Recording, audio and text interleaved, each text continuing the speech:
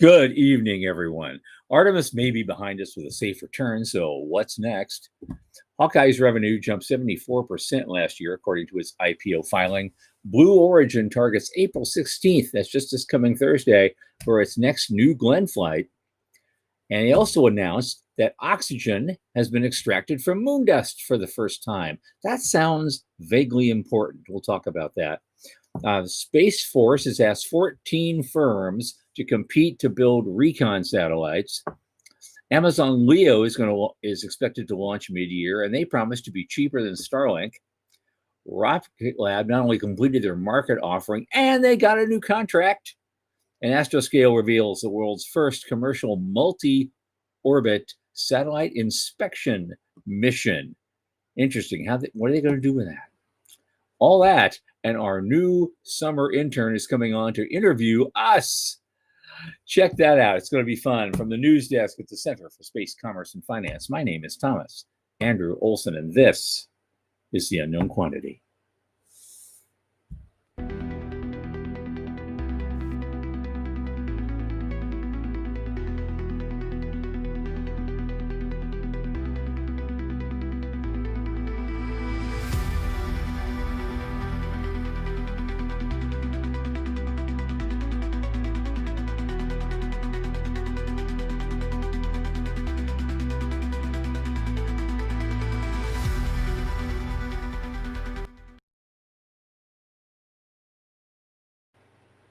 And of course, as most of you know, this program is brought to you by the Center for Space Commerce and Finance. And what do? We champion and strengthen emerging space startups and space adjacent enterprises worldwide through advisory, access, and advocacy. Our pitch events, world-class boot camps, fortify startups to be better investor ready. A lot of our work, especially this podcast, is supported by listeners and fans like you. So just go to cscf.space/support and click that plain as day donate button. The little in the tip jar each month makes a big difference. Don't forget to like and subscribe and tell your friends. Speaking of friends, my oldest space friend, Michael Lane, who was just out burning a bush, is here with me. Come on in, Michael.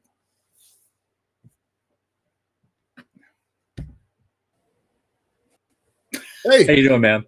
I'm good. How are you? I'm all right.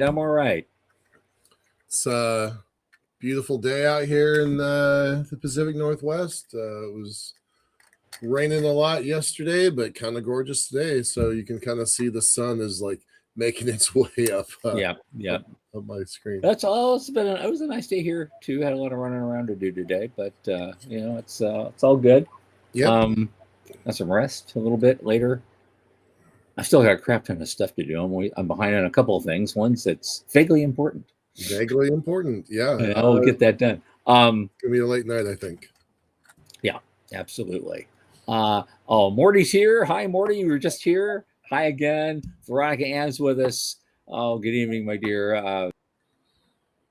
Joe, thanks for Trails with us. Love it. Yep. Thanks, y'all. Yep. Appreciate it.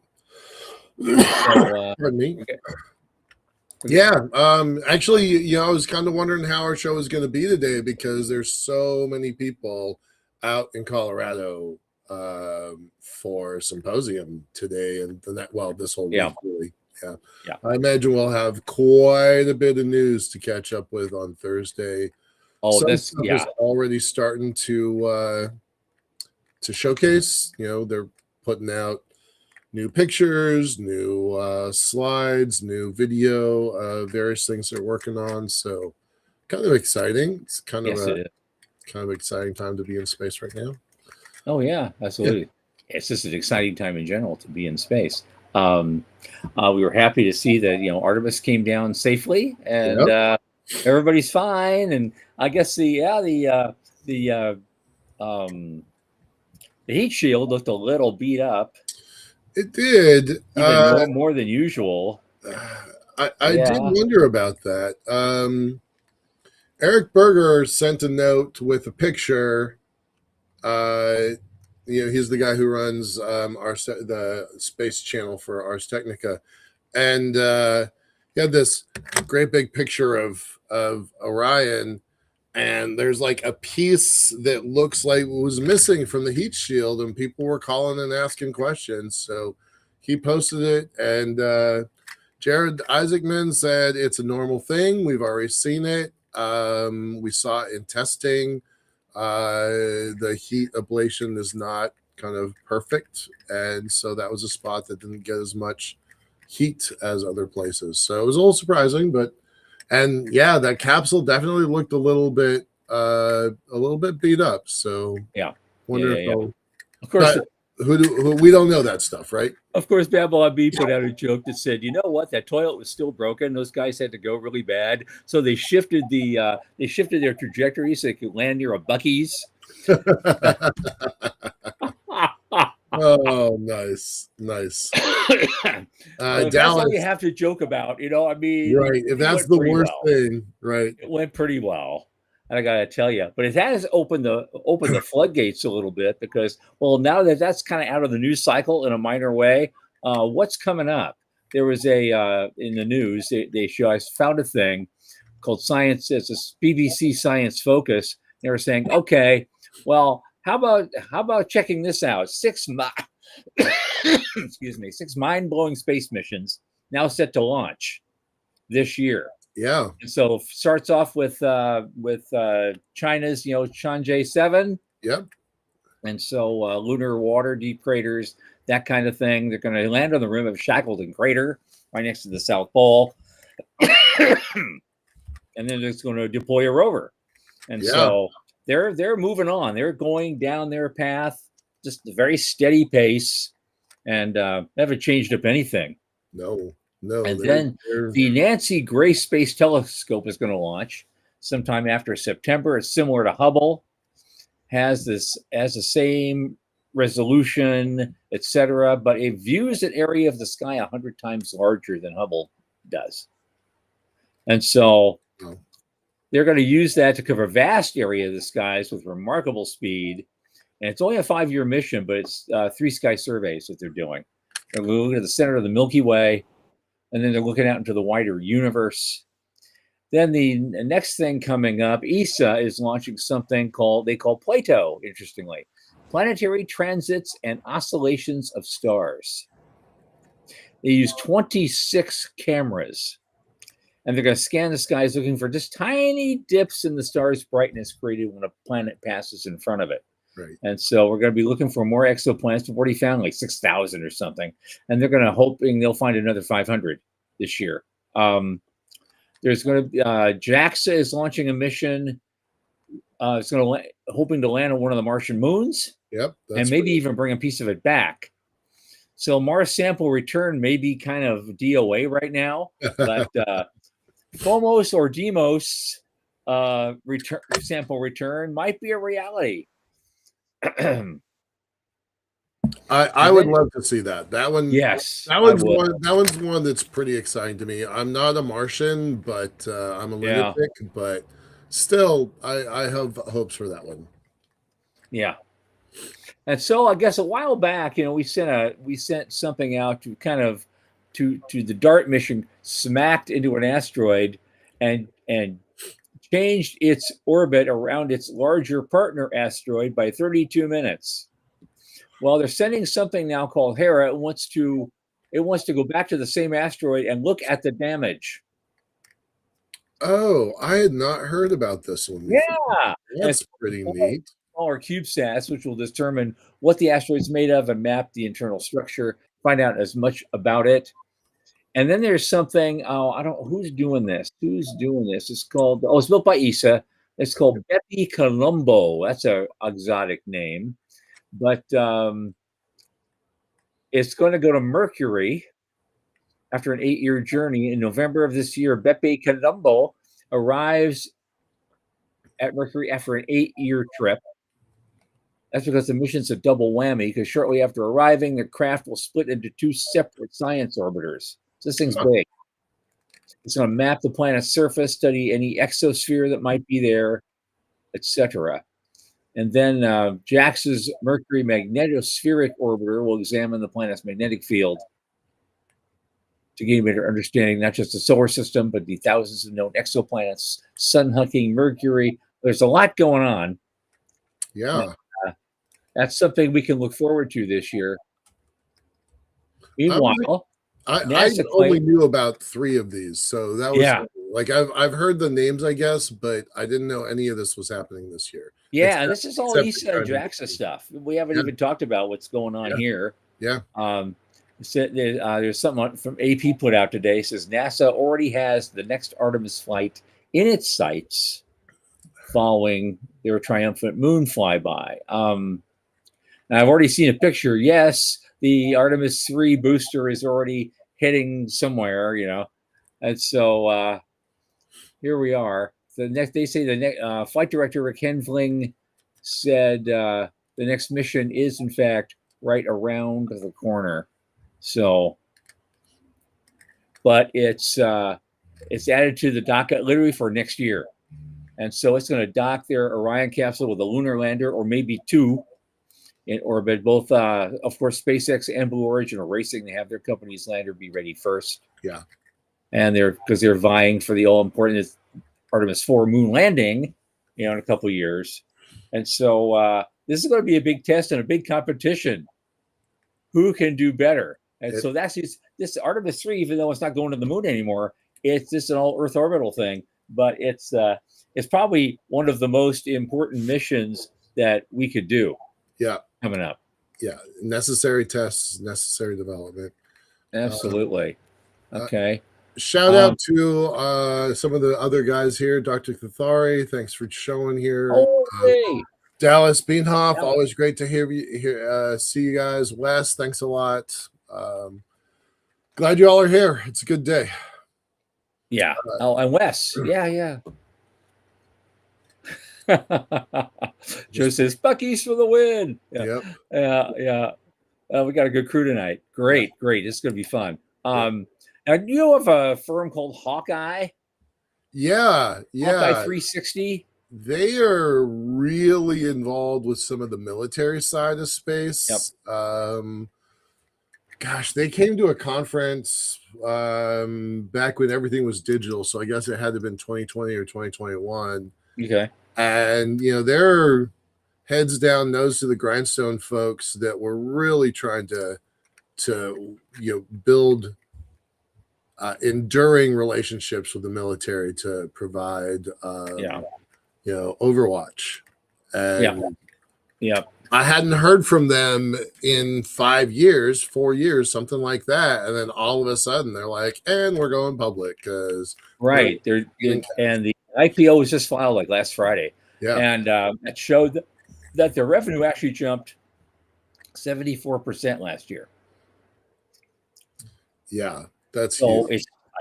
I'd say it's time. Yeah. Well, okay, but I think this is just natural tailwinds off of what's happening with SpaceX, because their revenues are only, and I say that term loosely, it's only 117 million compared to 67 million from last year. So great, good for you guys for adding $50 million to your revenue. Right. But note that they did not say how much the IPO is going to be. Right. Yep. Yeah. But I mean, this feels like that rising tide element with SpaceX is just pulling other people along. We said that last week and the week before and the week before that. So this just feels like proof of that. Sean just said they're hoping for a SpaceX bump for bargain shoppers. Hell yeah. Right.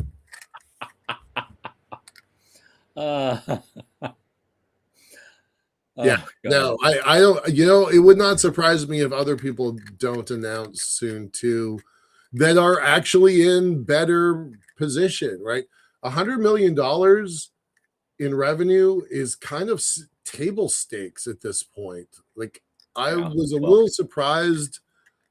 I was a little surprised that they went in based off of this. So that they're going to have some interesting documents to showcase. Well, I would like that kind of revenue right now. I think that would.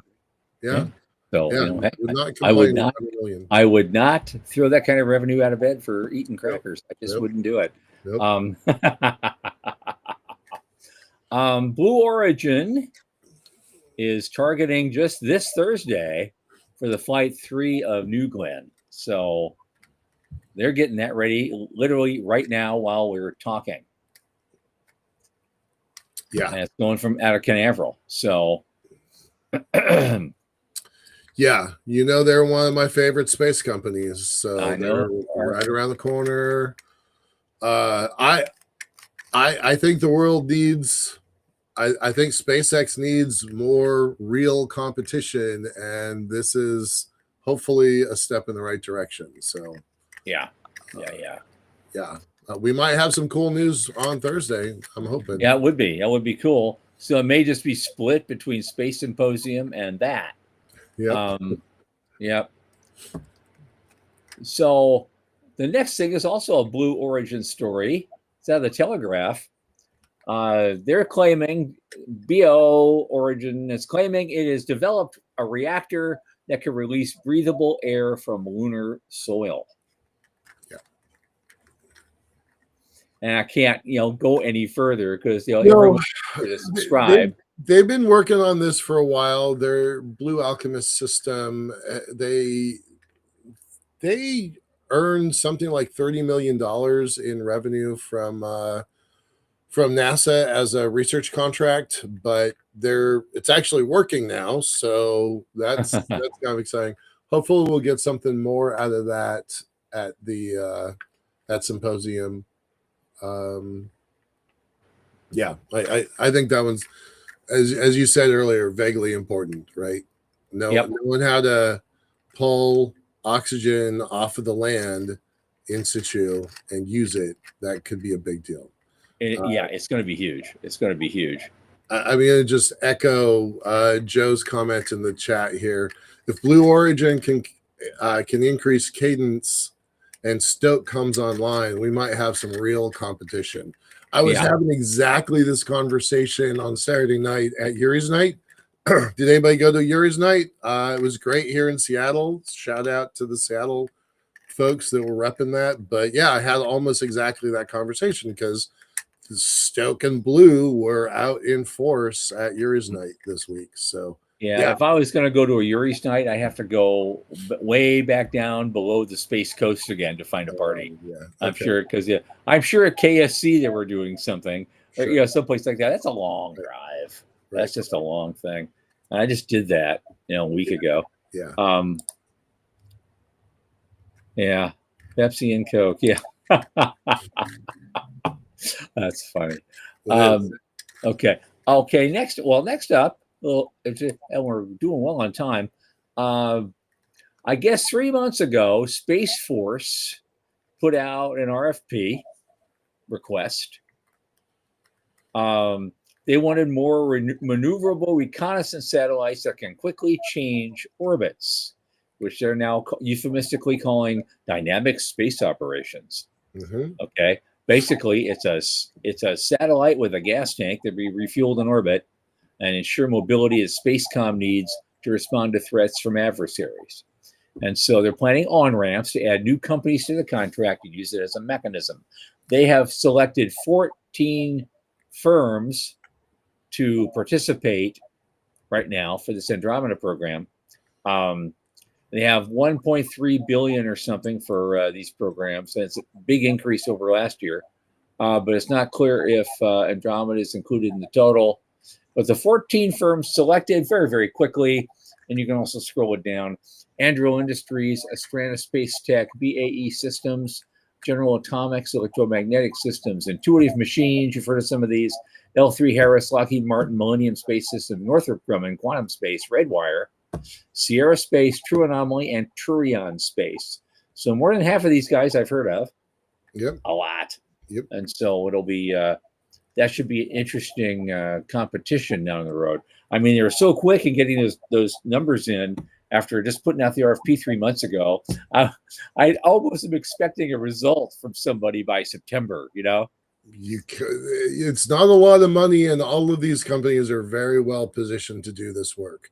I was a little surprised that Orbit Fab was not on that list. I know, but these numbers are not very big numbers, right? It was only if I'm $100,000 total $1.4 million of initial funding cut between 14 companies. So a lot of companies probably did not want to bid on that. And let's face it, Orbit Fab is way farther along than that. So yeah.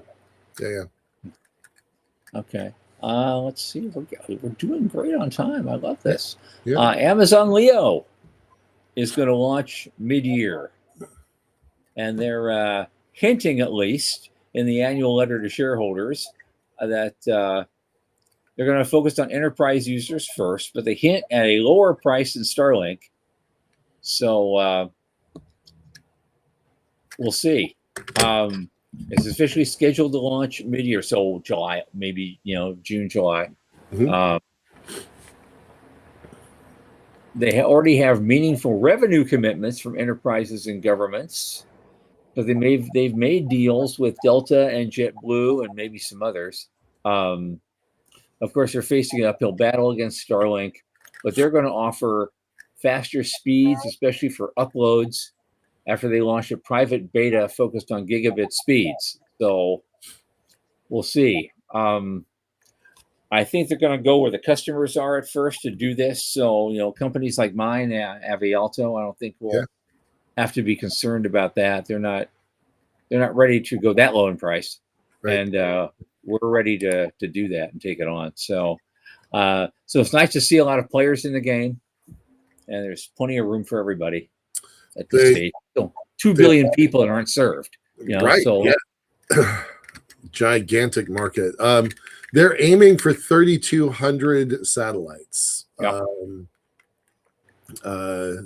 Which is a third what SpaceX has right now. Right now. Yeah.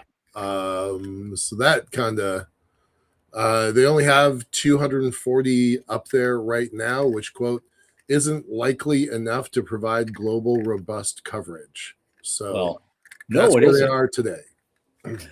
No, it isn't. People in those 6,000 Indonesian islands are not going to be able to afford it. They're just not going to go there. Nope. But I know some people will have a solution for that. So we'll get it going soon. Okay. One more, two more. There's 3 more, but they're real quick. Rocket Lab got a twofer. They completed their market offering. They completed what they call the at the market offering, equity offering program, so the ATM program. And they're selling shares, common stock, having an aggregate offering price of up to $1 billion. They sold an aggregate of about 6.7 million under that at the market transaction for gross proceeds before, and they made about 474 million off of that. And they're going to do it again, I guess. They've sold another aggregate of another 7.4 million of common stock, and so they've brought a bunch of money in, but which is great for them. But on top of that, the same day we're seeing a report that Rocket Lab won a contract for 3 more IQPS launches from the Japanese radar satellite company, and they're going to launch their Electron rockets. So a good day for Rocket Lab.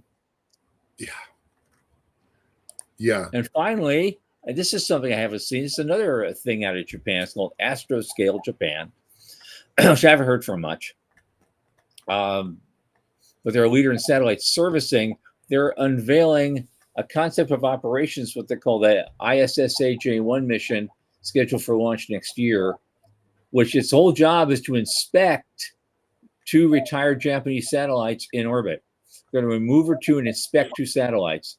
So they're trying to pioneer something called on-orbit inspection, right? And provides critical insight into the condition of satellites that simply cannot be obtained from the ground. And they can inspect multiple objects in different orbits in a single mission.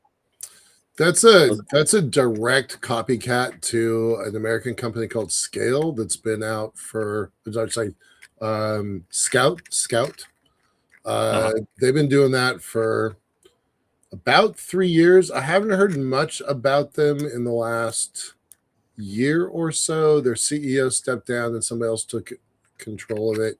I'm not connected on their LinkedIn, so I don't know I don't know where Scout is now, but that's a market that's real. Interestingly, it's being developed under Japan's Small Business Innovation Research Program. Their version of SBIR. Yep. Yeah, cool stuff. And that's what I've got for the news. All right. And so not huge amounts, but kind of interesting stuff. Yeah. Interesting stuff. And so it's 8:25. Hey, Michael, you know this guy. How would you like to introduce our guest today? I will. I'm looking forward to it. I'm going to bring him on here. Dun, dun, dun. Hey, Joseph. How's things? How are you? Good. So, by way of just quick introduction, we're doing something a little bit different today with today's show. Joseph contacted me the end of last year, beginning of this year, wanting to be an intern at Liftport. So we had other candidates. We interviewed him. We decided to pick him. So congrats. He's going to be our intern this summer. He'll be here for about 10, not quite 11 weeks or so, starting at the end of May. So that was good. Happy about that. And then about 2 weeks ago, he sent me a message asking some questions about money and space. He had an assignment to do. I'll let you tell your side of that story. And I'm like, you know what? That's a really cool thing. Let's bring you onto the show and ask those questions live. So, yeah. Joseph, why don't you tell us a little bit about your origin story? Who are you? Why are you interested in space? What are you doing? What do you want to be doing? Start there. Absolutely. So I'm Joseph. I'm from Olympia, Washington originally, and I'm actually out going for a mechanical engineering degree at Penn State. So a little bit of a drive to get here daily, but we make it work. Yeah. So I got assigned a project to find a problem that's in my fields. I guess, like just a problem that's in my field. And so I really decided that I wanted to do space, and that's where I am, I guess. I started off really thinking about aerospace, and I thought that could be a cool place to go into, but ultimately I ended up here, and I'm really excited to go on for that. So I guess a few questions that I really had were, how does a company have a startup and actually get money and funding? I think that's really hard if you don't just have a rich owner. So that's a few questions that I have for you guys here today. Sure. Sean, Tom, you want to take it or you want to jump Well, okay. Look, I mean, there's almost as many ways to get initial funding as there are companies seeking it, because they've proven over and over again there is no end to creativity in trying to get something. Obviously, the first obvious thing, you better have a very clear idea on what you want to do, and do your homework up front. And with AI, there's no excuse. You can figure out right away if your concept has some legs, if anyone else is doing it, and if so, how well they're doing it. If you have some, building a better way to do something, then that's always important. There's a couple ways initially to get in there. First, it's something we always call the friends, fools, and family round, where you're getting, once you've kind of got your idea kind of gelled, you go to folks that you know. It could be an uncle who has a few bucks. It could be friends of the family. It could be friends. It could be other people that might want to put in a little bit. It doesn't have to be much, because all you're raising it for is to get yourself started, like 5,000-10,000 maybe. You're trying to because you want to maybe start your corporate. It just gets the basics started. Get your corporate entity started. You build a website. You do things like that. And it doesn't cost a lot. And sometimes there are folks that around you might be willing to pitch in on that. Another way to get some of that early stage capital is to really look for competitions. There's always a competition that's going on somewhere. It could be at Rice University. They do a big one every year. But there is something was done at University of Central Florida, for example, just recently. And there was some cash involved, and there are also other types of things that you can win participating in these competitions. You usually get to do a 3 to 8 minute pitch, and some people who actually know something ask you some questions, and then they pick a winner. And sometimes as many as 3 or 4 winners can come out of that. And they all walk, a lot of people walk away with something that helps get things started.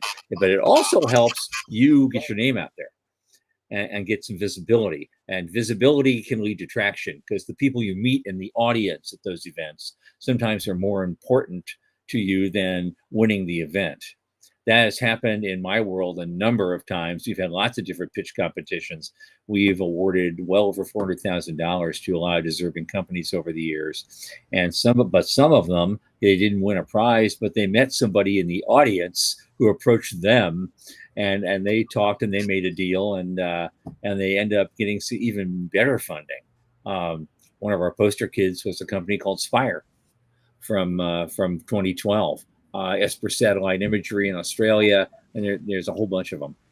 Yeah. And so that's something to get into. As Morty says, money and value are different things. Create and find value, and you're going to find people to fund it for you. I was going to echo that a little bit.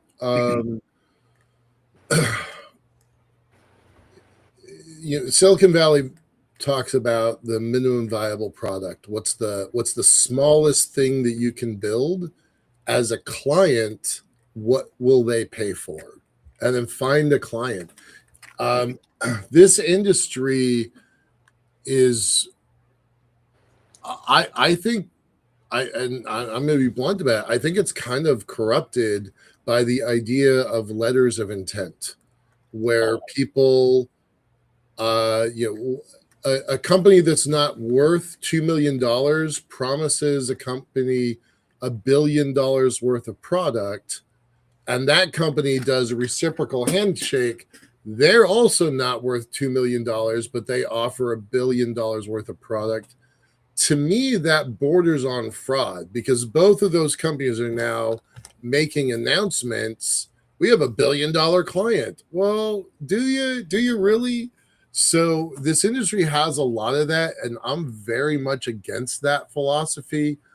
But the venture capitalists kind of forced that model on this industry, and I do think that that's a problem. So I would focus on a if there's a way that you can productize something, anything at the earliest days where you can get a client who writes you a check, that is definitely the most interesting thing you can do. I will take a purchase order over an LOI any day. Right.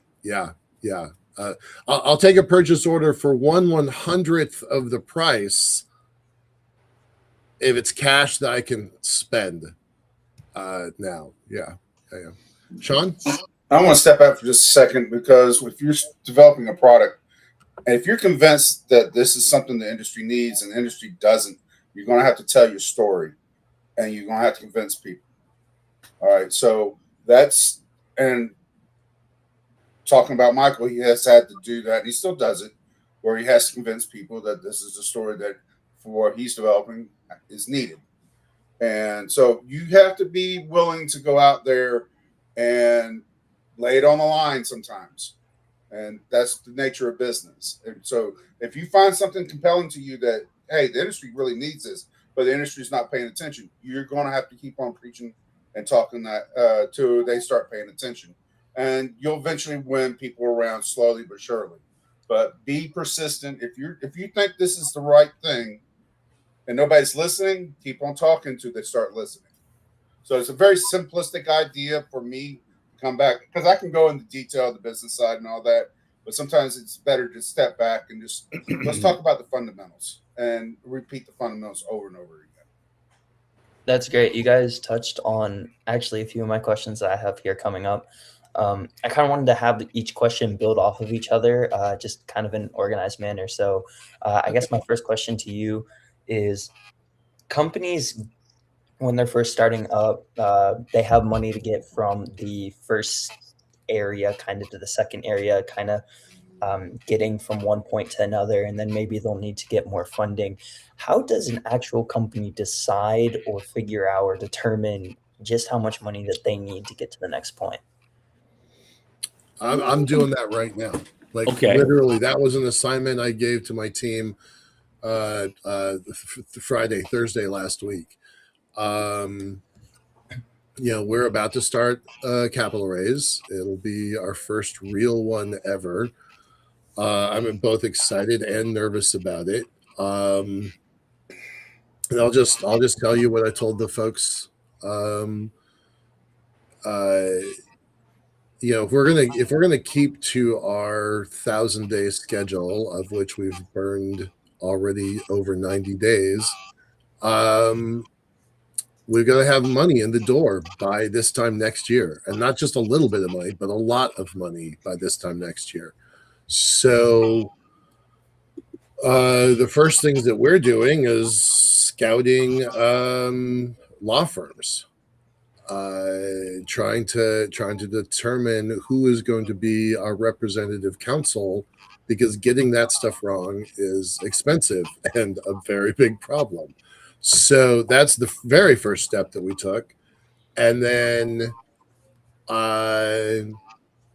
it's down to budget. So what we talked about on Thursday and Friday last week was, if our target is $20 million, we're not going to get that on day one. That's, nobody just writes you a $20 million check. So what's the step before that? Well, for us, it's 5 million, but nobody just writes you a $5 million check either, unless you're an AI company, and that's a whole different story. But for us, nobody's going to write us a $5 million check just right off the bat. So then what's the step below that? For us, it's 500,000. So what I required for my team recently was a very specific budget that identifies not just the money, how much we're going to spend, but more importantly, what are the milestones and what are you trying to accomplish with that? Stage 1, 500,000, stage 2, 5 million, stage 3, 20 million. What are the milestones and how are you going to spend the money? That's the problem that we're working on right now. And I want to follow up with them on that, because when you do milestones, certain milestones are fixed. Some milestones you can stretch, and some milestones, if you need to speed up the time, you can collapse. So you have to figure those out too. I'll add to that. We're either going to raise the money quickly or it's going to be a real struggle and we're going to blow our deadlines. So I'm asking for a 3-month budget that burns through the capital quickly to accomplish the tasks quickly. And I'm also asking for a 15-month budget where it's not going the way we want it to, and we still got to stay in business. How do we stretch that while we hit some of our milestones? So those milestones change depending on the timing and horizon. I'll give you a hint too. Part of your budget is going to be, how do we do this next part, raise this next funding? Right. You have to figure that. Always include that. Yeah. Now, while you're thinking about this, there's also the other kind of little side thing, and Veronica sort of brings it up. She says investors don't fund space exploration, quote unquote, which makes sense. They fund specific scalable services. Well, the other thing, angel investors in particular, and then some VCs, the one thing they fund most is the team. And so they're funding people. They're funding technologies, but they're really funding people that have demonstrated a skill at fulfilling a certain business vision. And so it's not just you, Mr. Startup Founder. You've got to get people around you, some of whom may be smarter than you are at certain things that you need to get done. You do not want to be the smartest person in the room at your firm. You really don't want to be. Right. Been there. It's not pretty. I'm not. Yeah. I wasn't going to say anything. I'll say it. I was. I Look, don't man, know why I you're wasn't saying that saying with me. anything. Well, Tom, you guys are raising money too. So what yeah. does that look like for y'all? Well, right now we're at this point where we're still looking at it's a 40. I'll just put it out there. It's a $40 million Series A. Mhm. It's a telecom play. There's some space elements to it, but it's really a telecom play. We're using satellite technology without having a satellite. It's just a platform that floats up at about 85,000 feet and provides Wi-Fi and mobile backhaul. Right now, that's what we're working on now, is closing that $40 million Series A. This has been 9 years in coming. Right. Yeah. To get to this, and we've already spent almost 12 million of other people's money getting to this point. It took us years to get this, and we worked up to it, and we did the R&D. We got the due diligence done, and so we got like 4 patents now. It's like we know what we're building, and we know how we're building it, and we're just ready now, just raising the money to build the factory. So that's the next milestone. We're going to take our experimental stuff, finish a little bit of experimentation just to make sure everything works the way we say it does, pack it off, send it to our first customer country, which is Malaysia, and then show it to them. Because Malaysia, that part of South Asia, most of Asia, is basically like Missouri. They're the show me state. And so you show them, and then they show up with checkbooks and desire to work with you. So it's going to be worth it to us. And we're just inches from the goal line. So that's kind of where we're at, because it's going to be, this thing hits, it's going to be life-changing for us. Yeah. And I'm not getting any younger. So, hey, I want to get this done. And just think of this terms, whenever you develop your technology, you got a vision where it comes from development into scaling. And you got to know that marker when it tip overs from development into scaling, because that's 2 different animals. Developing is different than scaling. And you have to definitely know where that marker is and plan around it. Oh, that's a lot of information. Thank you guys. That was great. You guys did touch again on a lot of questions that I had. So let me move forward here a little bit. Sure. Okay. Yeah. What are the constraints and issues with getting grants from, let's say, NASA, or I'm sure you guys know of the sites such as like SAM.gov, grants.gov, or even just military contracts? And do they actually help small companies, or do they hinder any small companies? Do they hurt the development while still providing you guys money, or how does that work? I'm terrible at this. Terrible. Like the very, very worst that I know in my industry. I am the worst that I know in my industry at this topic. One of the folks on the call in the chat, shout out to Dallas, because Beanhoff pulled in billions for his prior employer at Boeing. So I wish he was on the call. Dallas, if you want to write some notes up, that would be great. But I am particularly bad at this, although I am a very big believer, and I've gone up to bat at least 20 or 25 times trying to get government funding, because I believe that public-private partnership is great. You were watching the news earlier. That first company that we talked about, Hawkeye, they only have one client. It's the U.S. government. I mean, they probably have others, but they only have one primary government. They only have one primary client as the U.S. government, and at $100 million, it's enough to take them public. So definitely you can play that game and succeed in it in a big way. Blue Origin doesn't play that game very much. They have that $30 million contract with Blue Alchemist, but SpaceX is SpaceX only because they played the government contract game Perfectly. So SpaceX is SpaceX because they understood those rules. They were the first to understand those rules in a significant way. So, it can be, it is a total game changer if you can figure it out. Yeah, because if you haven't done it quite that well, the other thing that makes it work is I can speak from experience to this is to have the right friends. Unfortunately, that's the way it is. When we got those magic years, when we got the grants from NASA Ames and Yeah. and So the you have portal, the friends. space portal there, that was run Right. by Pete Warden. Pete Warden was going to our conferences. He loved us.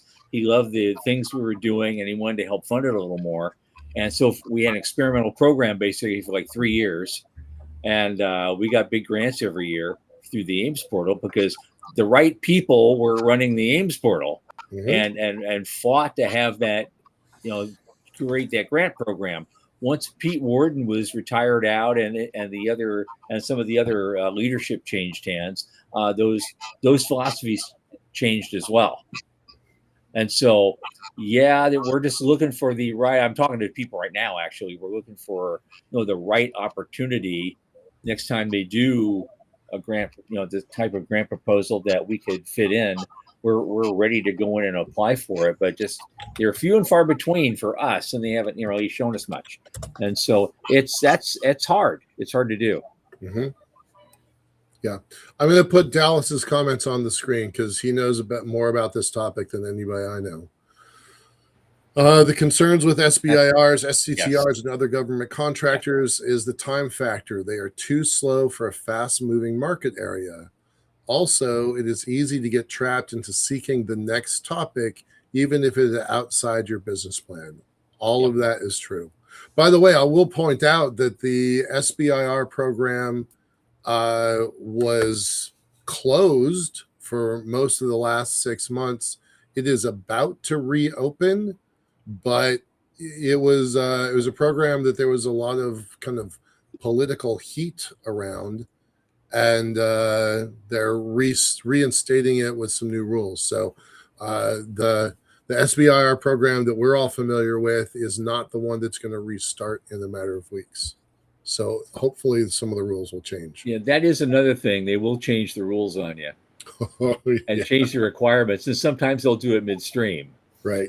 When we were first looking to get FAA approvals for the stuff we were doing years ago, right at that same year, they decided they were going to change up all the bureaucracy and all the rulemaking regarding drones. And when they wanted to classify us as a drone and regulate us accordingly, no, we're not a drone, we're an airship. And it does this, that, and the other thing. And so it took forever. And I became a real pro at navigating the new rule structure for FAA for, uncrewed floating craft. I still said I expected to get, but I don't regret having it at this point in case we have to go through that process again. Yeah. All right. Thank you. I'm going to move on to my last two questions. I'm going to combine them here. So how long generally would it take for a small company to get a viable amount of money to actually put towards their situation? And I've also done some research, and there are consulting companies that typically are kind of out there to try and help companies. And I was wondering, for a small company, is that actually helpful at that stage, or do they kind of just suck more money out of you than you get in return? Depends.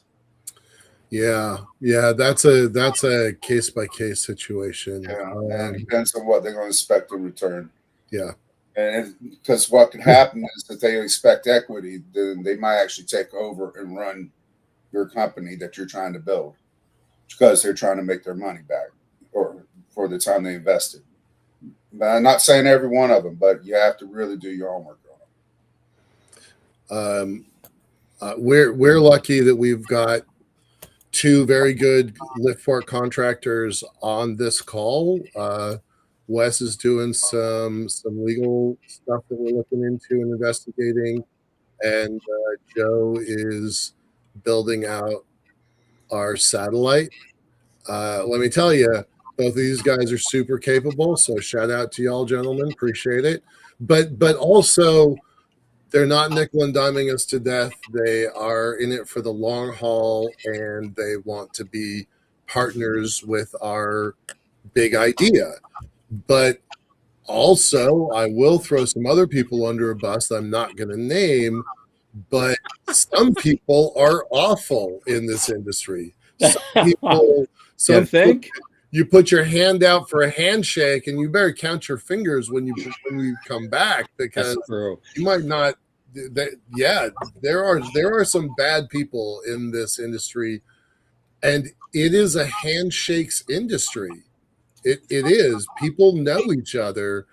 Tom and I, Dallas, we've got Dallas actually has been at this longer than even Tom or I, but people have memory. They have institutional memory, and they might change organizations over time, but some people remember that you fucked them over 5 years ago or 17 years ago, and that stuff stays with you. So some of the consultants, some of the people, they don't necessarily know the landscape, and they're like, oh, well, I just left my cushy $200,000 a year lobbying job in Washington, D.C. I should make at least $250,000, and then they charge accordingly as if they have the skill and the experience.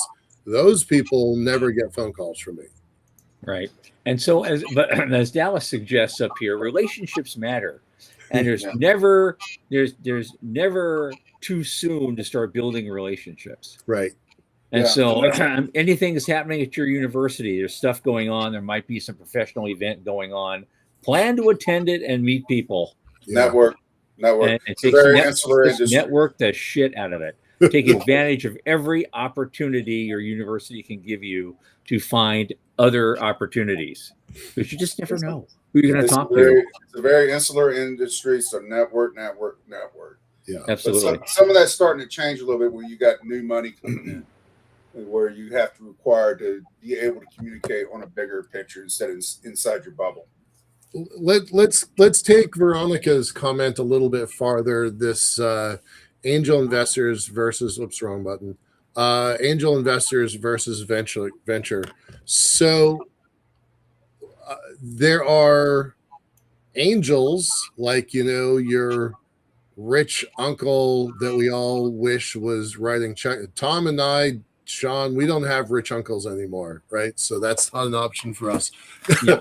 A kid like you, maybe you have a rich uncle. I hope you do, because that's a lot easier than other options.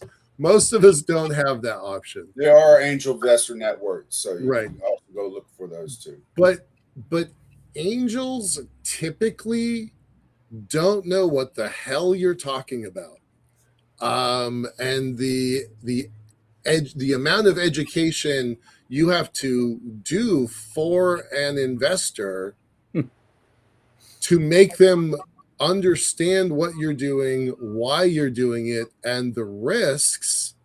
I got in trouble because I had a document that had 10 pages of risks disclosures, and the state of Washington Department of Financial Institutions determined that I did not have enough risk disclosures.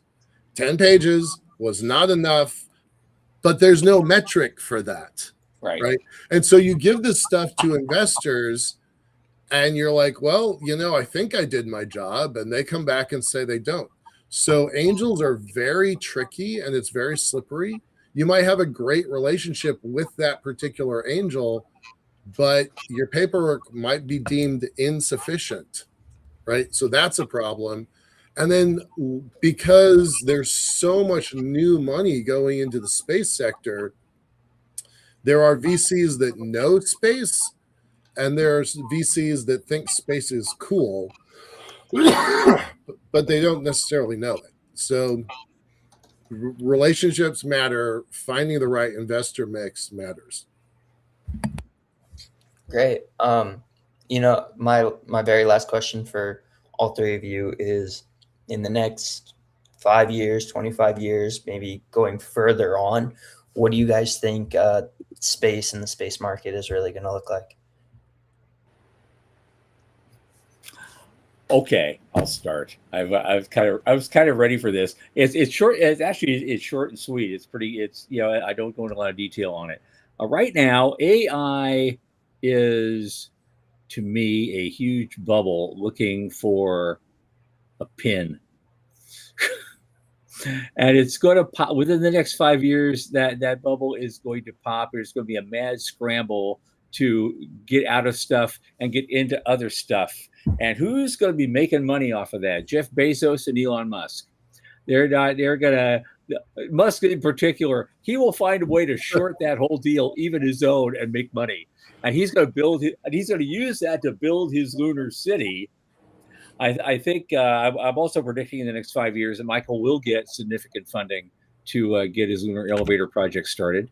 And so I'm rooting for him all the way. I think that's going to happen. I really think it does, especially after the AI bubble pops. It's going to have to go somewhere. Yeah. And so this is going to be a great opportunity because we're building the lunar stuff. I think in 5 years, we're going to be back on the moon. There's going to be a few dozen people working there, and they're going to be building a major base. Nothing's probably going to happen on Mars yet. We're probably looking closer into the 2030s to see that. But we go out 25 years. Once we get started, that growth is going to be exponential. I think in 25 years, we're going to see 1,000 people living on the moon. Mm-hmm. And some of them might be folks like you and me. I may not be too old if I keep myself healthy. That's our own Doug Plottis said, "Stay healthy, Tom. You can do it. You can do it. 10 years, you can be there. You can be 80. It's okay. Go. It's gravity. Yeah. You'll love it. It'll be great. We'll build one of those big cubic-shaped inflatable habitats, and I'll be in there putting plaster on the walls. Whatever it takes. It'll be whatever I can do. I'm going to try to make that happen before I go." Sean got a hoot out of that. But but in 25 years, there's going to be a lot of people living on the moon, and we will have a Mars base at that point, I think, too. It'll be probably 30, 40 people is all kind of a research base, testing out a lot of technologies and things. The big diaspora will not have happened yet. We're probably looking at closer to 2040 for that in my world. But we're going to be moving out there. There's going to be plenty of funding to do it, and it's going to be plenty of payback too. It's going to be a lot of commercial opportunity is going to be built up as a result of this. And cislunar commerce is going to be a huge thing, maybe even bigger than what we're looking at right now. Oh, yeah. A lot bigger. Yeah. That's me. Sean, you want to go? Yeah. So real quick, I'm more bullish on the cislunar, the return, manufacturing of biotech and chips and material science and the down mass back down to Earth. I am very bullish on that in the next couple of years, next 5 years. But when you look out 25 years, everybody's going to have their own take about going to Mars and the moon, whether it's going to be autonomous or it's going to be mixed or hybrid, which is probably going to be hybrid. I think what I'd like to see in the next 25 years is more of a push towards, instead of defining spaces, we're going to explore this, we're going to explore this, is turn it different parts of space in economic development zones. Instead of just, let's go set up a camp here and research here. Let's really make an effort to make a presence that's permanent wherever we go. Yeah. And setting up as an economic development zone, you're ensuring that you're going to have something that comes back, that you're going to create trade. You're going to create a reason why you're going there. To go there to see what's there, it's nice, but it doesn't make you permanent. You go in there to get resources that you're going to use, makes you permanent. And all of us would like us to be permanently in space. If we don't do that, we're going to be still tied to politics, and whether we defund this or we do this or not. So I think that's a very much needed effort that we need to shift towards, is developing an economic development zone.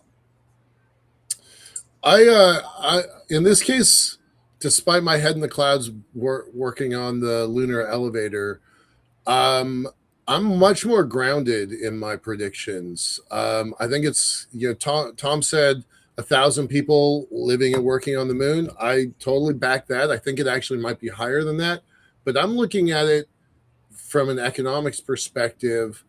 It's taken 25 years for us to move to $650 billion in total revenues from the whole sector, the global sector. But 25 years from now, that number could be 10 times higher. We could seriously be looking at $6 trillion, and that makes it a major economic player in the world. And because that's going to happen, you're going to start getting more resources. Other nations are going to have to pay attention to it. I had a call with some folks today talking about Malta as a space player. I'm like, who the fuck is talking about Malta? But they really are serious about it. Like in the same way Luxembourg was serious 15 years ago, right? There's this movement that is bigger than most people in the world appreciate. And it would not surprise me if we were at a $6 or $7 trillion global cislunar market by that time. So 5 years, my elevator, our elevator will be functional. 25 years, it'll be a $7 trillion economy. Yeah, that's it. All right. Answers all around. Okay, very cool. Joseph Aran, thank you for joining us, and thank you for all your great and penetrating questions. I'll be looking forward to maybe working with you later this summer. You're the summer intern, and nice to meet you. And thank you for being on and being willing to put yourself out there and, talk to 3 old total strangers about, how we do shit. And that was good for our regular viewers too. They got to see a part of us that they never get to see. And so we thank you for your help on that. And we'll be seeing you again real soon. Mm-hmm. Thank you guys so much for having me. I look forward to working with you all this summer. Great. Okay, guys. On Thursday, Mark Levinson, author of The Box, again returns to the show to see just what he has wrought in the area of space shipping containers, something he never expected would happen, but we all have a lot to say about it. It's going to be a lot of fun. And that'll be, of course, 8 p.m. Eastern. For Sean Key and Michael Lane, I remain Thomas Andrew Olson. Keep watching the skies. I'm telling you.